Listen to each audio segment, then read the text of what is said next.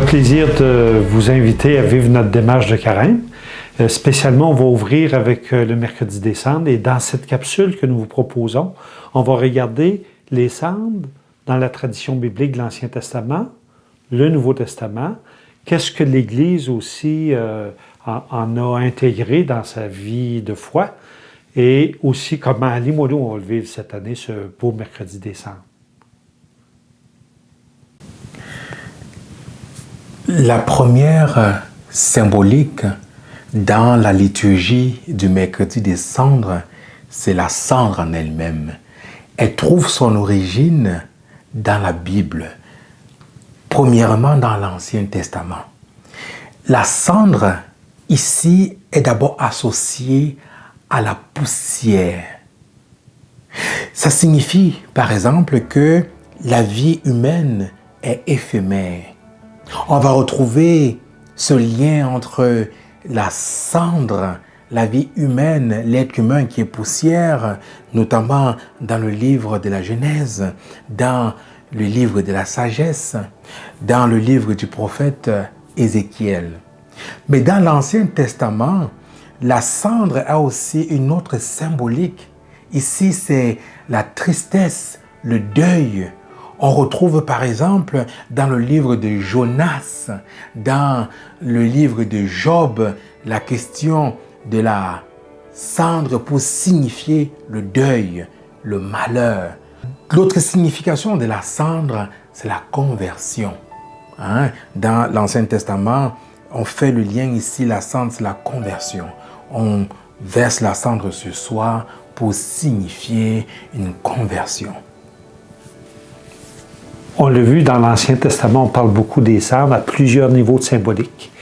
À l'occasion du mercredi des cendres, l'Église a choisi l'Évangile selon saint Matthieu, où Jésus parle effectivement des cendres. Et il se désole que des grandes villes comme Chorazine et Bethsaïde ne se convertissent pas aux miracles, aux signes que Jésus fait. Et il cite deux villes païennes pour dire eux se seraient convertis à voir ces grands signes-là. Maintenant, en ce qui concerne le mercredi des cendres dans la vie de l'Église, au départ, il n'existait pas de mercredi des cendres dans la vie de l'Église. En fait, le carême commençait le dimanche qui était appelé le dimanche de la quadragésime. Et lorsque l'Église voulant imiter le Christ qui entre au désert pendant 40 jours, se rend compte que, en jeûnant comme le Christ à partir du dimanche du début du carême de la quadragésime jusqu'à la semaine précédente Pâques, en fait, on ne faisait pas 40 jours. C'est pourquoi, en décalant pour avoir 40 jours comme le Christ, en décalant, on tombe au mercredi. Et c'est comme ça que l'Église institue le mercredi des cendres pour souligner le début du carême et en mettant au centre la conversion, le jeûne comme le Christ au désert, la prière pour préparer son cœur. Et comme je le mentionnais antérieurement, vivre une forme de conversion. Et voilà donc comment plusieurs symboliques se retrouvent. La cendre qui souligne ici que nous sommes éphémères, et c'est d'ailleurs pourquoi le prêtre, en imposant les cendres, peut dire l'une des formules « tu es poussière, tu retourneras poussière » ou encore l'autre formule « convertis-toi et crois en l'Évangile, à la bonne nouvelle ». On voit ici que l'Église puise, ce rituel trouve son sens dans l'Écriture, dans l'imitation du Christ, en vue de vivre une conversion personnelle, un temps de prière, un temps de jeûne et puis un temps de partage.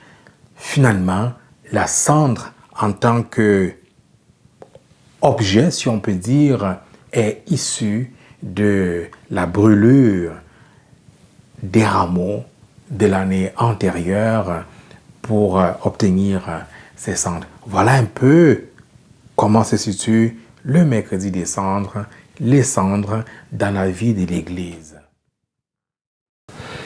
Dans Limoilou, cette année, on se dit, c'est pas vrai, c'est pas la pandémie qui va nous empêcher de vivre le carême. Hein? Alors, on va le vivre le carême par maisonnée, dans nos églises, par groupe de 10 maximum, parce que c'est la contrainte sanitaire. Et on va poser ce geste extérieur, hein, parce que un symbole, c'est ça, c'est quelque chose qu'on voit de nos yeux ou qu'on peut sentir, qu'on peut toucher, mais qui veut révéler une démarche intérieure. C'est pour ça que pour nous autres, c'est important de débuter le carême avec le mercredi des cendres pour se mettre dans une dynamique de 40 jours de cheminement, de conversion, un peu comme Jésus l'a fait au désert. Et remarquez que Jésus, au désert, il a eu l'occasion de se repositionner dans sa relation à Dieu, son alliance avec Dieu, son Père. Pour nous autres, c'est la même chose. Une opportunité de prendre 40 jours pour mettre nos essentiels à la bonne place. C'est ça qu'on va vivre cette année dans les mois d'août. Dans sa sagesse, l'Église propose toujours au mercredi des cendres le même texte évangélique, parce qu'on n'a jamais fini de l'approfondir. Puis les 3 moyens privilégiés pour vivre notre temps de carême, c'est la prière, le jeûne et l'aumône. Donc 3 manières, 3 attitudes dans notre personne qui vont nous permettre de cheminer puis se transformer à l'intérieur. Et ensemble, on va découvrir au fur et à mesure, avec le témoignage de d'autres fidèles de Limoilou, comment on peut incarner prière, jeûne et aumône. Bon carême.